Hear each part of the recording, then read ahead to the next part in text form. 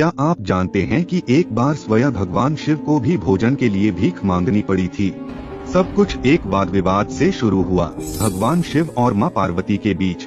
शिवजी ने कहा कि यह भौतिक संसार, यहाँ तक कि भोजन भी केवल एक माया है।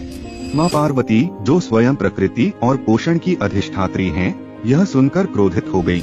अपनी शक्ति सिद्ध करने के लिए वह अंतर्धान हो गयी और उनके साथ भोजन भी लुप्त हो गया। भयंकर अकाल पड़ा, मानव, ऋषि और यहाँ तक कि देवता भी भूख से तड़प उठे। सभी देवताओं ने अन्न की याचना की, परंतु कहीं भी भोजन नहीं मिला। अंततः उन्हें एक रसोई का पता चला, जहाँ अब भी भोजन बन रहा था, काशी में। शिवजी वहाँ पहुँचे और माँ पार्वती को अन्नपूर्णा के रूप में देखा। स्वर्गीय वस्त्रों में सुसज्जित माता अन्नपूर्णा भूखों को भोजन परोस रही थीं।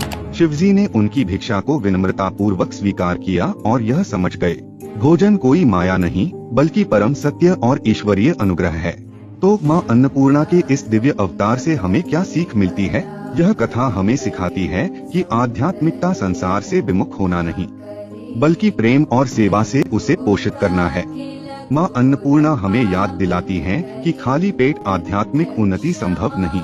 महानतम सत्य को भी पोषण की आवश्यकता होती है। भोजन केवल जीवन का आधार नहीं बल्कि पवित्र प्रसाद है, ईश्वर का वरदान। इस शुभ नवरात्रि के 7वें दिन मां अन्नपूर्णा का आशीर्वाद प्राप्त करें। आपका जीवन समृद्ध और संतोषपूर्ण हो।